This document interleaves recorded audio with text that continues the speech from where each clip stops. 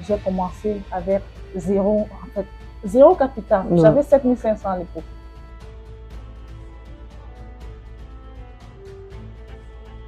Je voulais comme ceci rendre hommage à toutes les femmes, ces femmes planteurs, ces femmes vraiment qui, au quotidien, se donnent au maximum pour pouvoir peut-être voir leur progéniture dans un autre niveau demain. Si vraiment tu es jeune entrepreneur, tu as une idée, n'hésite pas, fonce. Oublie tout ce qui se passe autour, qui se raconte autour. Fonce.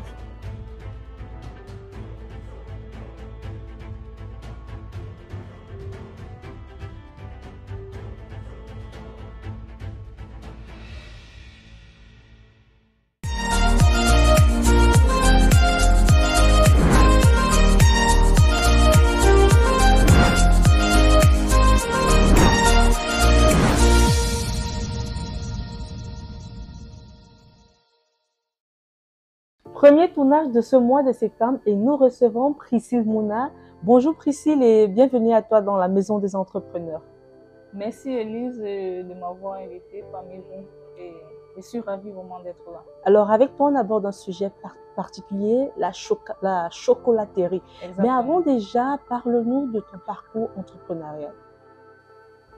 Mon parcours entrepreneurial est un peu atypique vraiment parce que moi je me lance dans l'entrepreneuriat. Je vais dire très jeune, hein.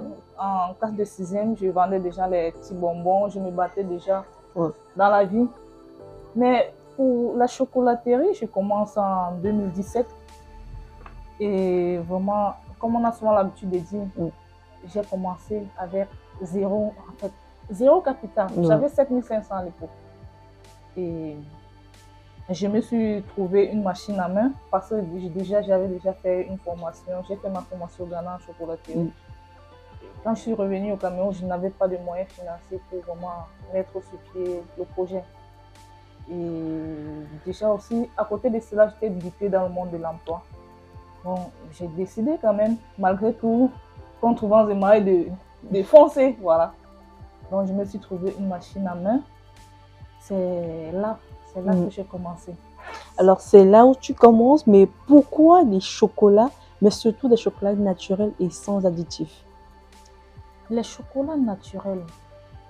Vous savez, je suis partie du constat que sur le marché camerounais et je veux dire en Afrique en général, la plupart des produits chocolatés qui sont vendus sur le marché viennent de l'extérieur. Et jusqu'ici, il n'y a qu'une seule chocolaterie, mais vous la connaissez. Voilà. Elle est là depuis des années, il n'y a aucun concurrent. Donc, je suis partie de ce constat que le marché est tellement vierge.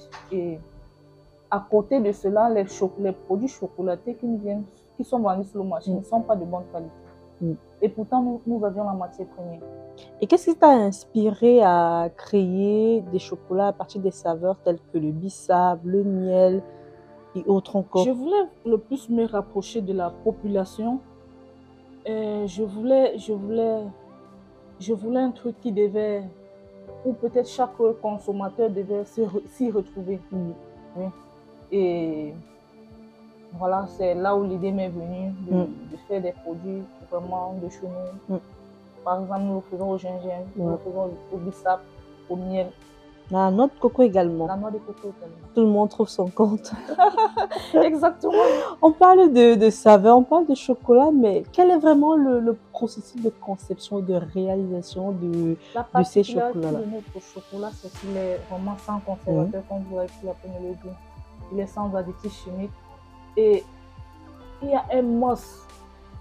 Nous ne pressons pas l'huile de cacao dans nos chocolats. Nous, on travaille à partir des fèves que nous-mêmes cultivons. Parce que déjà, nous avions un champ de cacao, nous avons 3 hectares de cacao dans le monde. Donc, les fèves viennent de là. Nous traçons tout notre procédé jusqu'à la tablette. Et comme j'ai pris la peine de dire, on ne presse pas le beurre de cacao dans notre... Et c'est quoi cette particularité de ne pas presser le beurre de cacao? Vous savez, le beurre de cacao a beaucoup de vertus. En principe,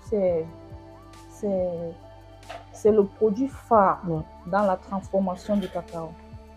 Et comme produit, en fait, comme produit phare, ce produit-là a beaucoup de vertus. Il baisse la pression artérielle. Il est très bon, il est cardioprotecteur. Je pense que c'est même l'atout principal du beurre de cacao. Il est cardioprotecteur, très bon pour les idées tendues. Il facilite la digestion, il est régénérant. Voilà, il booste le cerveau à travers la flavonoïde contenue dans cette feuille. Alors, on le sait tous, tout projet ou alors toute création a une histoire derrière. Quelle est l'histoire qui se cache derrière Etador? Comment est-ce que tu te retrouves véritablement dans l'aventure de fabrication de chocolat? Donc, quand je décide de mettre sur pied le projet, voilà, il y a ma maman, comme j'ai pris la peine de dire, on a 3 hectares de cacao, tout le temps sécher ses cacao à la maison. C'est là où j'ai pris la peine de piocher souvent mes fèves pour l'expérience. Au fil en aiguille, j'ai pu bâtir ce que j'ai bâti aujourd'hui. Et Etador,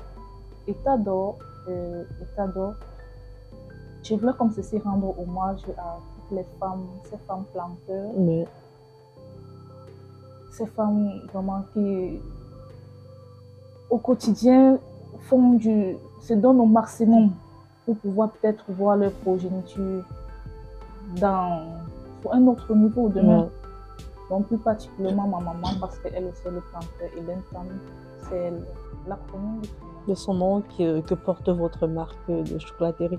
Alors, quelle était la réaction de votre maman lorsque vous veniez, entre guillemets, shipper ces fèves de cacao pour pouvoir passer à vos réalisations? Ma mère a été l'une des personnes qui m'a le plus combattu dans l'entrepreneuriat. C'est le paradoxe pour moi. Et c'est ma maman qui a financé mes études au Ghana. Quand je suis revenue, elle voulait... Tout ce qui lui plaisait, c'était juste que je sois employée, en fait, que je trouve un emploi. Et dans mes débuts, là, j'ai dit, elle a été la personne qui m'a le plus combattue. Et vraiment, quand j'ai pu monter le projet jusqu'à un certain niveau, au point de donner le nom à la marque, quand je lui ai dit, c'était juste des pleurs. Genre, elle n'en revenait pas. Elle n'en revenait vraiment pas. Mais penses-tu que le fait qu'elle t'a combattu aujourd'hui a pu t'aider à pouvoir réaliser ce projet qui porte son nom aujourd'hui? Est-ce que ça a été une force de plus pour toi, une conviction pour toi que tu pouvais aller loin avec ce projet-là?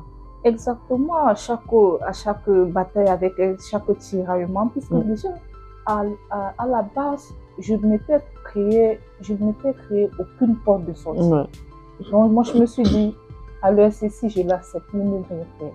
C'est pour ne rien devenir. Donc, à chaque tiraillement avec elle, j'essayais juste de me concentrer au maximum. Genre, c'était sur l'avenir nous dira. Et donc, c'est lorsque tu décides de te lancer et de produire tes premiers chocolats, y instaurer ta marque que ta mère a dit. Elle n'y croyait vraiment pas. Et c'est vrai, elle n'y croyait pas jusqu'au jour où elle a vu la table de chocolat totalement emballée. Et quel a été maintenant ce déclic-là depuis qu'elle a accepté ce projet et qu'elle épouse votre vision? Elle m'accompagne. Maintenant, je peux te permettre de prendre les fèves de cacao sans qu'on ne puisse crier. Je transforme même souvent avant de payer après. Donc aujourd'hui, elle m'accompagne. Elle est comme une partenaire. Et hormis le refus catégorique de la maman dès le début, quels sont jusqu'ici les défis ou les difficultés que tu as rencontrés pendant la création de ton entreprise, l'implantation de ton entreprise? Les défis vraiment sont énormes. Parce que je viens de loin. Et j'ai presque tout rencontré sur mon chemin. Et jusqu'ici, ce n'est toujours pas encore terminé. Mais le premier défi que je rencontre aujourd'hui, c'est le plus au niveau du matériel. Le matériel de chocolaterie est premièrement rare et cher. Donc, en fait, quand je dis matériel, le matériel sophistiqué, parce que c'est que nous travaillons jusqu'ici avec sont des trucs qu'on a fait sur le terrain, genre. De façon artisanale. De façon artisanale, on est bien comme ça. Ça, c'est un premier défi. Et le second, c'est au niveau de la ressource humaine. La ressource humaine, je ne sais pas comment vous le dire, mais j'ai comme l'impression, ce n'est pas une impression, c'est que je manque de personnes qualifiées. Pour pouvoir t'accompagner dans... Engagé. Parce que le projet est encore petit et quand ils arrivent, quand je observe le mindset, ils ne sont pas engagés. Or, la vision est grande, très grande d'ailleurs. Alors c'est vrai que la main-d'œuvre jusqu'ici ne pousse pas encore, la vision, lui n'est pas qualifiée, mais forcément il y a déjà des clients qui ont eu à savourer vos chocolats. Quels sont les retours des différents clients jusqu'ici? Jusqu'ici, je n'ai pas eu un client qui a consommé le chocolat et qui l'a désapprécié. Vraiment. Tous l'apprécient. Tous l'apprécient, tous trouvent de l'originalité dans le concept. Et je peux d'ailleurs le valider parce que pour l'avoir goûté, j'ai vraiment beaucoup apprécié. Et aussi, est-ce qu'aujourd'hui, on peut parler de chiffre d'affaires d'Etador? Non, c'est un peu compliqué à toi. Sinon, c'est un domaine qui est je dirais, vierge. C'est un couloir vraiment qui est très vierge. Comme j'ai pris la peine de le dire, on a une seule chocolaterie et qui est là depuis des années. Tu as tout fait pour basculer ma question. Non, mais est-ce qu'on peut quand même avoir un chiffre approximatif? Un chiffre approximatif. Le million, le milliard? De toutes les façons, même le million, on atteindra. Donc, ce n'est pas un chiffre qu'on ne fait pas encore. On a quand même déjà atteint le million, on peut le dire. Millions, mais c'est déjà quand même sûr que c'est le million quand même. Non, et on vise maintenant le milliard. L'entreprise vaut plus des millions. C'est inadmissible qu'avec des millions, on ne fasse pas des millions. Oui. Et comment aujourd'hui tu envisages Etador dans 5, 10, 15 ans? Quels sont les projets à venir? Comment est-ce que tu comptes promouvoir Etador? Je donnais je veux dire projet à court terme. Dans 5 années, réellement, j'aimerais vraiment que Etador fasse partie des peut-être 5 premières entreprises camerounaises de chocolaterie. C'est vrai, il y a beaucoup d'entreprises de chocolaterie qui sont en train de et la plupart d'eux viennent avec beaucoup de budget. Nous, par contre, qui avons commencé aussi bas, c'est vrai, on a des difficultés, mais on avance. Donc, j'aimerais vraiment, d'ici 5 années, être parmi les 5 premières chocolateries. Et on espère justement que tu vas y arriver. On croise d'ailleurs les doigts et on se donne rendez-vous, pourquoi pas dans 5 ans. Merci. Et pour terminer, quel conseil donnerais-tu à un entrepreneur qui souhaite se lancer dans le domaine alimentaire, précisément avec des produits innovants et naturels? Déjà, le premier conseil que moi je donnerais à tout entrepreneur, tout jeune qui aimerait vraiment se lancer, c'est de ne pas écouter l'entourage, vraiment. Parce que si moi je l'avais fait à la base, je devrais être la première victime. Quand je dis c'est ma maman qui m'a combattu le plus. Donc, vraiment, si vraiment tu es jeune entrepreneur et que tu as une idée, n'hésite pas, fonce. Oublie tout ce qui se passe autour, qui se raconte autour. Fonce. Voilà.